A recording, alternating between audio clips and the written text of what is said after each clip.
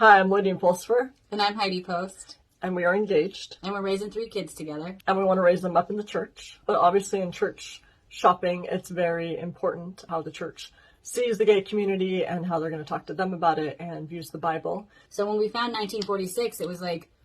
Yeah, Heidi showed it to me and... What? What? We're so excited about the concepts that are a part of this and that this is being put into the world because there's so much healing that has to take place. And there are people that just frankly have not been able to experience Jesus or experience a faith-based community or get the support and love that they need unnecessarily. It's so sad.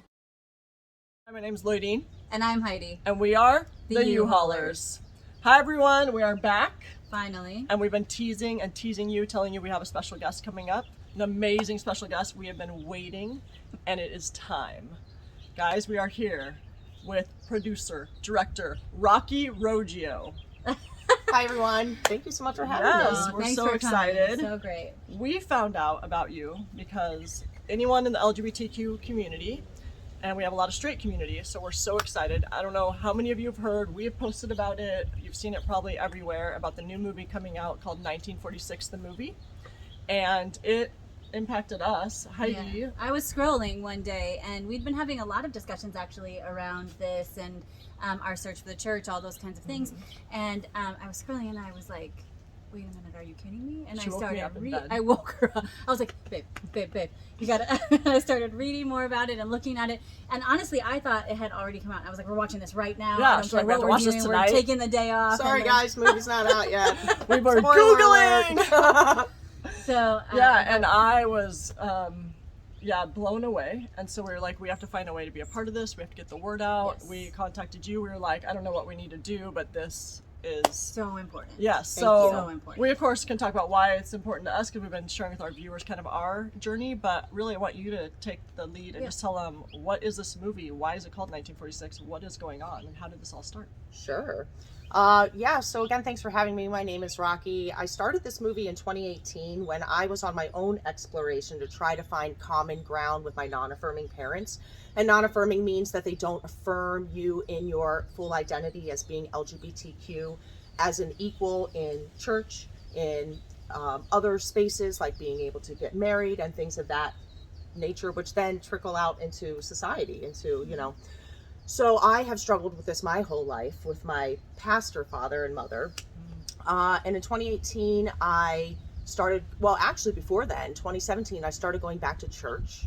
And in that experience, I realized how much of an issue we still have that stems from our church buildings out into our society of othering the LGBTQ community, and it's only getting worse. And so that experience led me to start getting vocal, to start challenging the church. Why wouldn't I be able to lead this Bible study? Why wouldn't I be able to? Is it because I identify as being lesbian?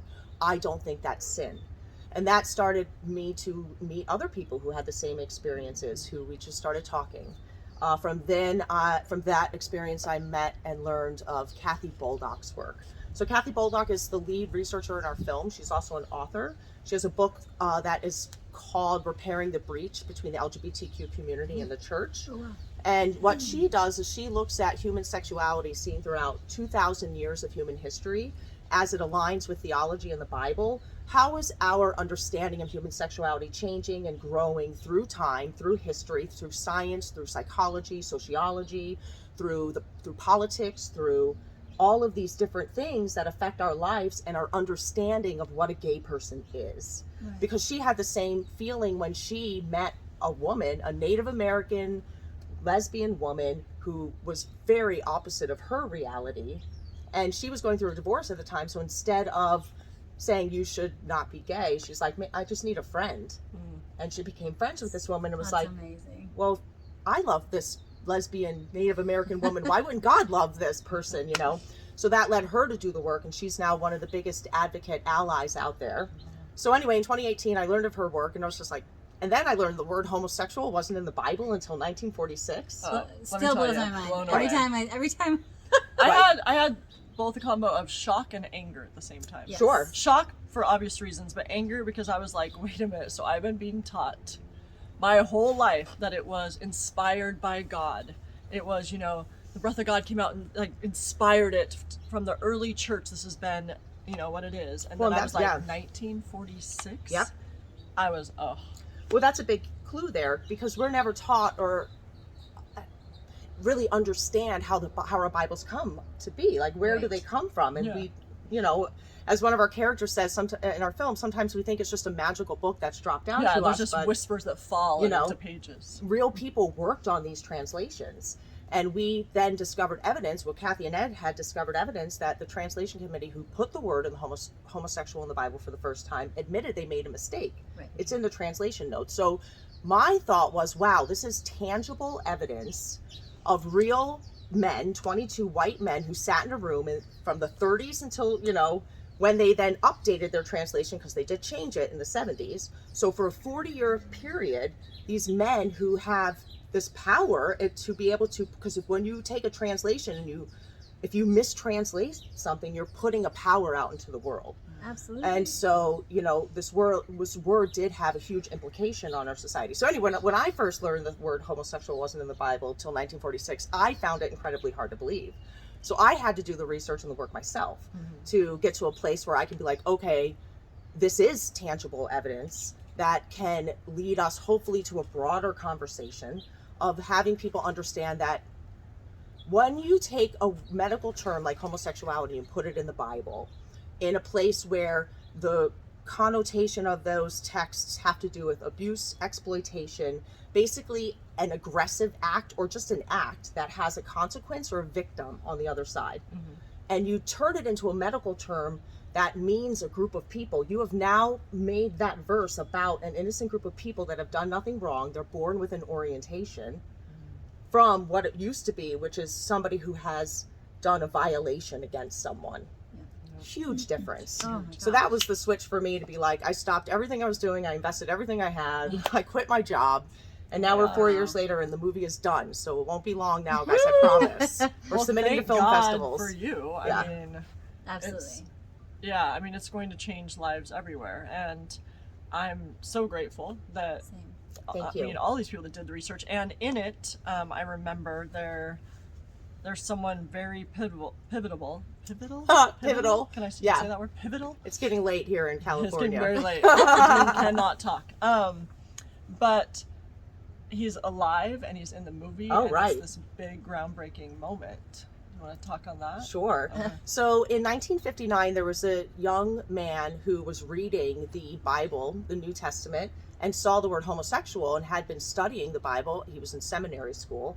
And the previous translation that he was used to was the King James, because this was the updated edition from the King James. There was no big modern translation that came out.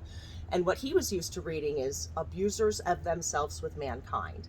And he's like, well, I'm not an abuser of mankind, you know, and I am a homosexual, but I didn't choose to be a homosexual.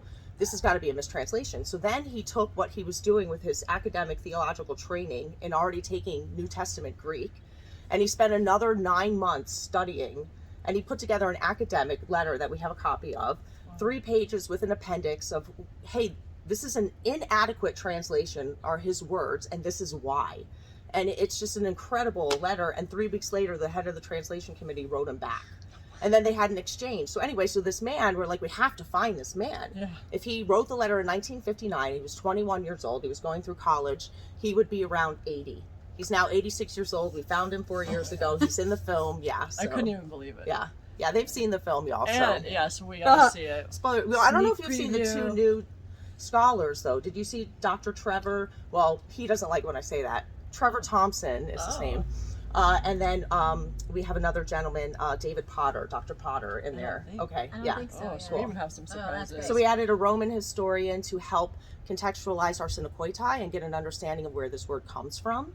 And then Trevor Thompson is a Greek New Testament scholar. He also is a linguistic scholar. He's worked with thousands of scholars globally. He does translation work. And so he's going to also be able to help us see what's going on with this arsenokoitai word in Corinthians. Yeah, I mean, it's amazing. I mean, just even when he wrote the letter, for him to even probably think he'd get a letter back, you know, a response back. Never right? thought, I mean, totally. And so then that had 60 to years be a later day. to be in a documentary I now know. about it, you know, it's Oh. incredible. Yeah. And now to be such a part of life change, where so many people are looking to this because, there was never a question for either of us when we talk about our journey where we thought that God didn't love us. That wasn't, God not loving us didn't make sense. But we were lucky that way. We were really Right. lucky that way. But it was that still that thing inside. How many times I told myself God loves me, there's still that thing like, do I get to go to heaven? You know what I mean? Oh, sorry. Do I get to go to heaven? And so it's just that fear where you tell yourself it's fine, and Jesus has me, God loves you, my relationship's personal with him, but then you have all these people attacking you and you're told something else, and so every time you hear a sermon the other way, you start to There's it's that painful, little self-doubt, right? Oh, yeah. and I know so many people go through that all the time, and they ask, how can you go to church? How do you, still follow Jesus? How do you know God loves you? And it was a big journey for us to get to the place where we got so rock solid in our faith, because my family was very influential in the Christian world, and were very well known, and I grew up in that world, and I was very against homosexuality myself, and before I knew I was gay, and I had to go through quite the journey. And I mean, you can imagine, right? And had to do a lot of apologies. I had to really dig deep. There was so much work I had to do. And so I know how hard it was for me, and then to have people where they've been kicked out of their family and they lose, they're not even allowed to come home. So many people, they weren't lucky enough. I was an adult, and so I then luckily had a family that even if they don't agree, they love me, and there's that kind of, but Heidi had quite a different story. And Well, and I think, one of the things that you said early on kind of struck me, that you're like, I don't think it's a sin, right? And I think sort of in laziness, I came at this journey and basically thought, well, everybody sins, right? So if this is a sin, it's not unforgivable, right? And so I never asked myself the question if I would be going to heaven, right? That was never, or if God loved me. I just always felt like maybe that was just the sin I would struggle with in my life, right? And then I had a similar experience to, I'm sorry, I'm gonna forget her name. Kathy. To Kathy, where I just met a friend who I loved deeply, and she was gay, and I was like, I don't really know how to. I don't think she's sinning, right? So why is it that I think maybe I'm sinning, right? And so it was just kind of that sort of journey. And yeah, my family has come a long way, parts of them, and which is amazing and has been such a gift. But I do think that it's been really difficult, not just for people who identify as members of the LGBTQ community, but also for the people that love them. Because I think they're also trapped in this world where they're so afraid, right? They're so afraid because they've been taught their whole lives, they've read these words in their translations their whole lives, and so they're terrified that their beloved, right, is sinning or is going to hell or is somehow separating themselves from, right, the love of Jesus. And that was so freeing for me, that this was kind of such an important moment where I was like, oh, so we just got it wrong. Well, they feel, that it's their job Yeah. to educate you and Raise to up help a you child see in the the way way they and shall to go, pray the right? gay away. Yeah, And so, we both had verses sent to us, from Oh, our sure. family, of course, and we've had, prayer, over us, and there's just, Oh, hi, bud. Hi. Join the. Oh. Look Hi, at this. I mean, sweetie. this is a big honor Yeah, right here. this is a big- Bug to like you. Aw. Hi, buddy. Hi, sweetie. But yeah, they just think, I even while us sending out wedding invitations, some of the responses, it wasn't just, I'm not gonna be able to make it, but thank you. I mean, it's a destination wedding. It'd be really easy to just be like, we're not gonna be coming. But instead, that you can tell there's a few that felt it was their job, that to teach. God has, Oh, right. they have this job This is to a come and tell teaching us it's a teachable Yeah. moment, and I need to be a good friend and do my due diligence. good Christian. Well, Yeah. because they would say, like, if I didn't love you, I wouldn't, but it's Yeah. because I love you, I have to Yeah. tell I have you. to, And then a little bit tell of you like that tough love sort Yeah, of exactly. feeling, Well, you all right? saw the film. My dad wrote me a letter, so Yes. that's in there, But I also say in the film, and I do believe this, as we're kind of discussing, but to put it bluntly, I believe our loved ones are victims of bad theology, just like we are. Yeah, exactly. And right. so they don't even realize sometimes how much their words are damaging or oppressing or even damaging to themselves. Yeah. Yes. And so hopefully the movie will at least get people to a place to just start the conversation, take it from the letters, from the words of Yeah. the guy who was like, we got this wrong. And then one of our other scholars points out that he says perhaps the most significant evidence against the 1946 mistake is that scholarly committees tasked with revising the Revised Standard Version, so in 81 and in 2022 now the new Revised Standard Version, all correct, and they recognize the mistake and then they correct the mistake.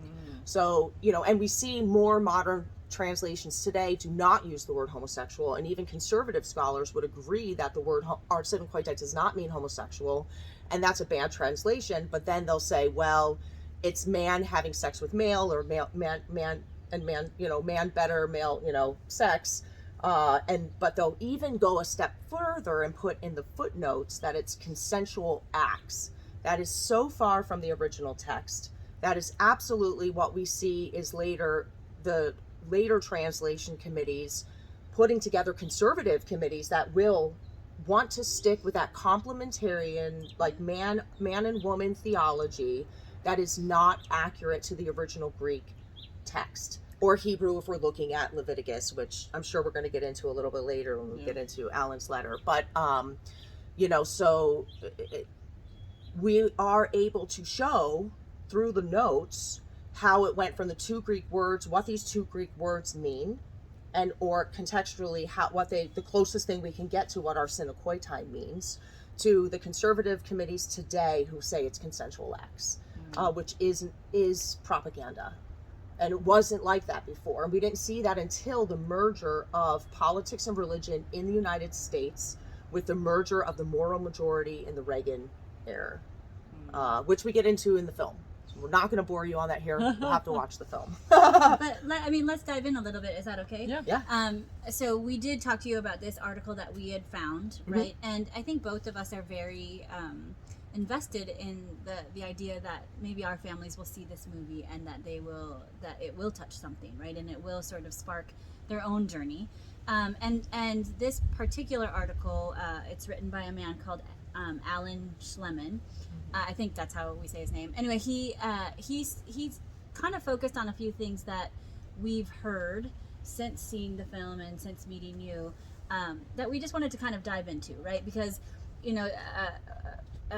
like you were just saying, right, that this contextualizing, right? Well, it's all over the Bible. We keep hearing that, right? Yeah. Well, okay, they made this mistake on this one word, but it's all over the Bible that it's one man and one woman, or that that they become one, two become one. Yeah. And, or this, that this or is man talking lie with about woman and not with consensual, man. sexual acts between same-sex people, right? And so if you can kind of break that down a little bit more completely, I think that is something that we've already kind of come up against. Well, and even when we watched the movie, we could already see that.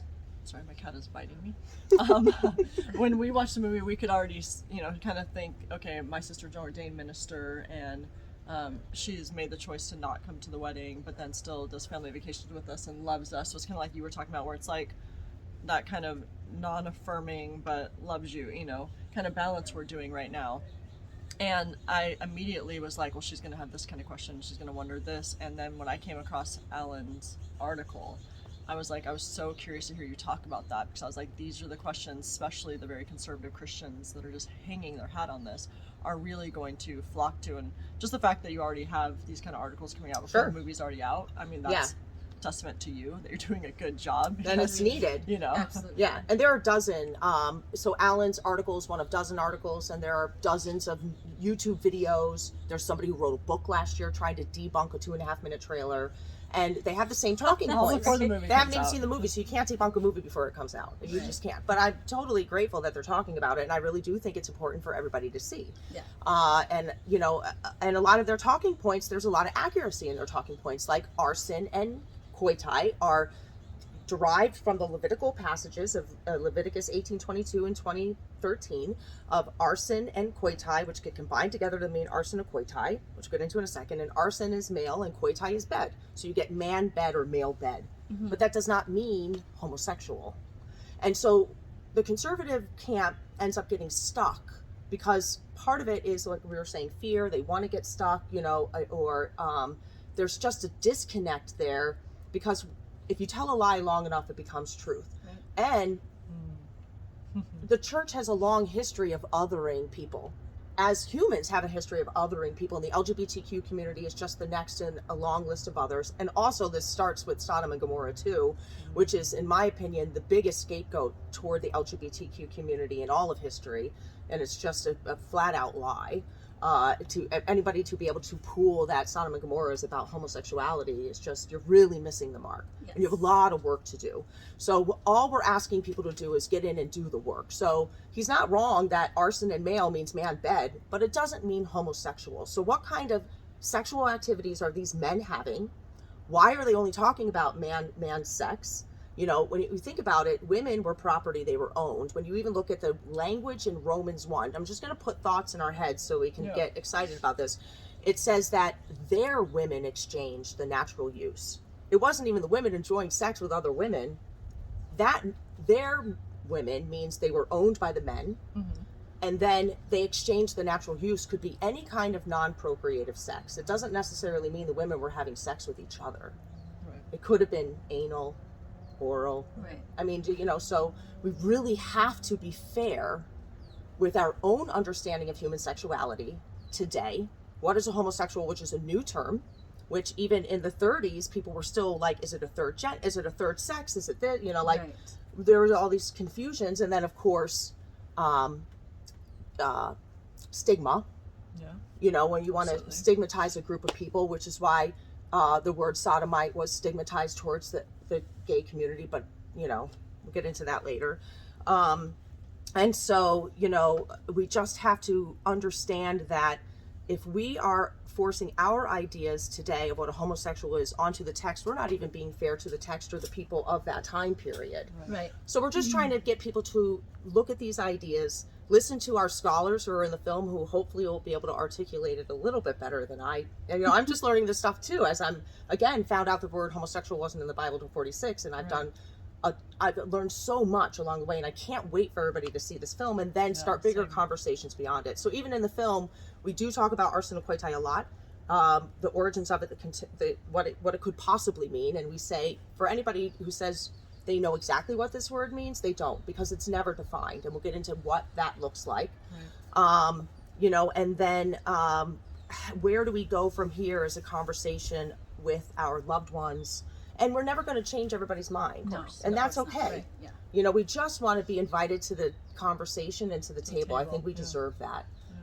And you know, one of the things, like my father's in the film, and he says that he reads these points of views from homosexual authors, and I'm like, well, Dad, we don't have homosexual authors in the movie, and that's a scene you haven't seen yet. This is a new scene in the movie. And it's like, you know, these aren't homosexual authors, so we're up against a wall even when we're trying to talk to our loved ones about this. Right. So we put that in the film so we can see that you're not alone when you're up against that wall. We're there with you, you know. And I did like when I was watching the film, because, you know, you did touch on each verse, you know, and I think people think you're going to go in and just touch on one section, but you don't. You go throughout it. So, and that really is what I was looking when I went to watch it, because I was like, are we just going to talk about this one word in this one spot, you know, because then everyone's going to go all throughout the Bible and get upset. And I told Heidi before we watched that, like, that's what I'm looking for, and it was, and I was very happy. Well, and then part of that decision too on where do we go besides just the arsen coitai mistranslation, there's so much to talk about. Do we talk about one man, one woman? Do we talk about marriage? Do we talk about, you know, the eunuchs? We can't go there, because even the definition of sodomite and how that has gone to be a derogatory term towards the LGBTQ community, and the original meaning of the word, we couldn't put that in the movie because there's only 90 minutes in a presentation. You know, of course. So we tried to again highlight on the important things. We did do an apologetics on all of the clobber verses. Right. And then, you know, from there, maybe we'll be fortunate enough to do another movie Oh, or a YouTube series or some other Yeah. things where we can continue the conversations, and really, now that we're at the table, we can start to really delve into this a little bit more together. Yeah. So Rocky, when you say clobber verses, Yeah, sorry, like, I defined it in the movie the too. main ones. Yeah, so the clobber verses would be considered a verse that is used to hurt or weaponized against a group of people. So it's not necessarily even just clobber. These clobber verses we're talking about are specifically for the LGBTQ community. But Galileo had 5 clobber verses that put him in jail years ago. Yes. You know, it told us how the sun rotated around, you know, whatever. So it's just a verse that's used to weaponized against someone else. The clobber passages for the LGBTQ community are found in Leviticus, the Levitical passages 18, 22, and 2013. Then we have Genesis 19, the Sodom and Gomorrah story. And then in the New Testament, 1 Corinthians 6, 9 through 10, we have a verse in 1 Timothy, which we don't talk about in the film. They use the word arsenokoitai, but they don't use malakoi, and we're looking at the combination of the 2 words. Okay. So we define arsenokoitai. We don't even really need to look at Timothy. And besides, there's debate on whether Paul even wrote Timothy. So, which conservative Christians will be like, what? If you just heard that for the first time? Okay, trust me later. There's so much. Paul might not have wrote Timothy. Okay, he didn't. Okay. And then Romans. Sorry, did I say that? Okay. Romans 1:26-27. Sometimes people have used Jude, but they've stopped using that because they talk about strange flesh from the Sodom and Gomorrah story. Right. They're talking about the angels. They're not talking about homosexuality. So people have stopped using that one. But hopefully people will stop using them altogether. That's the point of the film, and that's what we like. Well, I think, like you said, there's just such a long history, right? I was deep, rich. No, none of those work. Long history of otherness.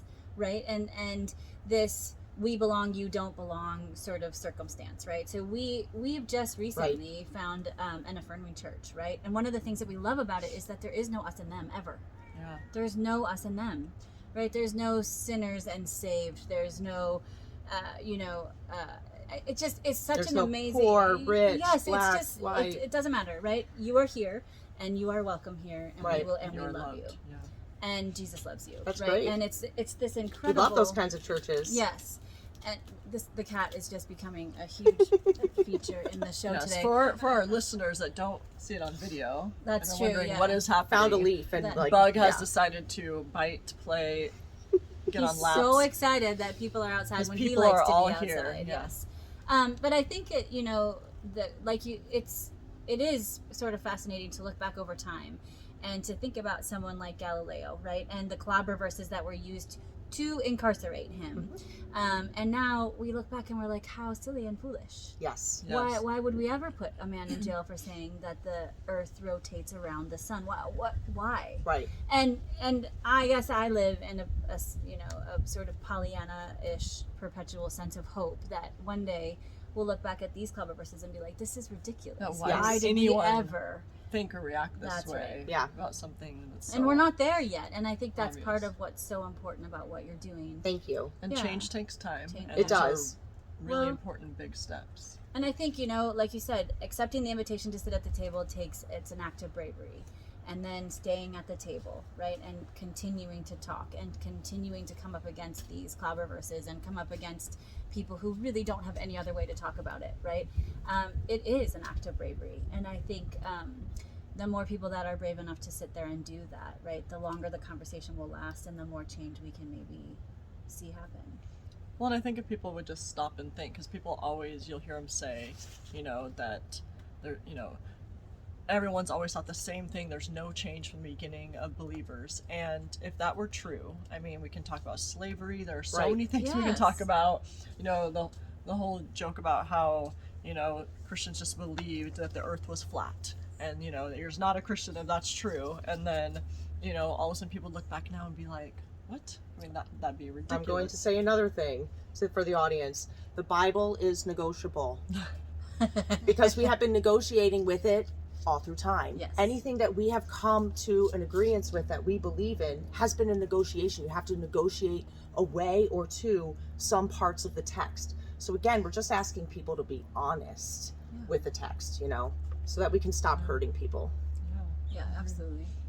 Yeah, I mean, it's a journey. Conservatives don't like it when I say that. I mean that with all the love in the world, it's just we need to think about these things and really just be honest about them. Well, I think it is scary, right? I mean, I think it's like if I pull up this anchor and I pull up this anchor, I'm unmoored. Exactly. I'm suddenly adrift in a sea, and we're comfortable with our rules and we're comfortable with those anchors, right? And they've defined us for so long, and so then to find yourself adrift, it's very frightening, I think. And so I think people have, they always say that anger is actually a secondary emotion, and I think it's all fear-based. I think people get mad and weaponize and do that, right, because they're so afraid.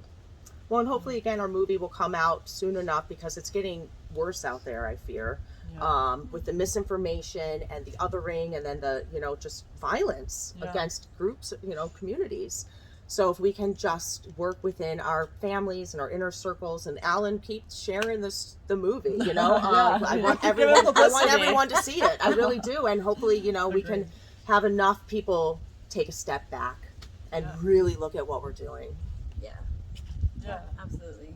Yeah, I mean, I just yearn for people to see this, their families to see this. So when are they going to see it? Should we tell them? Yeah, please. We don't know. Okay.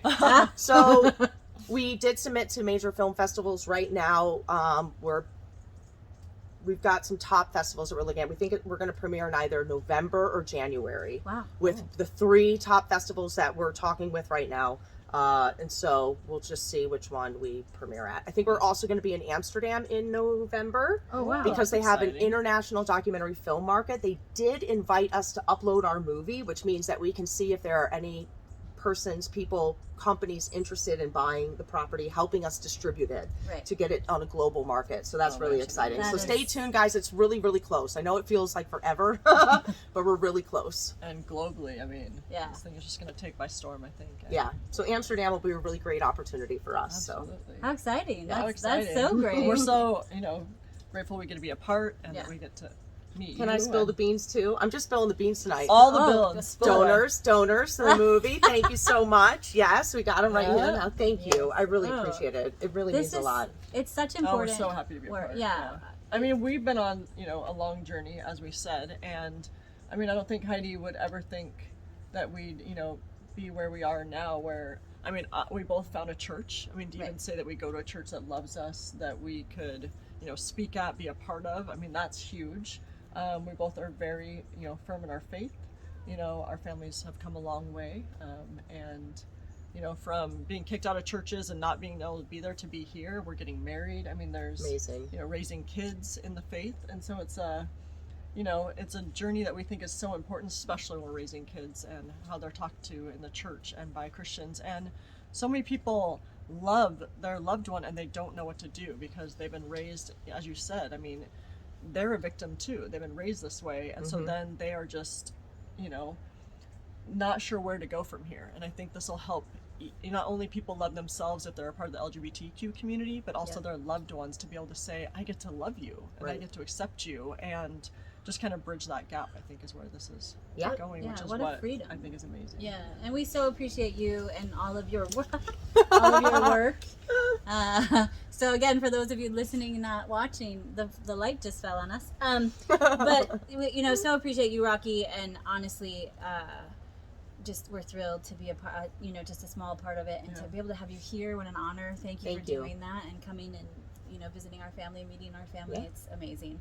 So we super appreciate. Now we get to have dinner. We're gonna have dinner, and so thank you, everyone. We will put the link and Rocky's Instagram and ways to donate and help her and be a part and follow and spread the word. Yes. And just as a community, we are going to go by storm and get everyone we know to know about this. And we thank you for your help. We love you.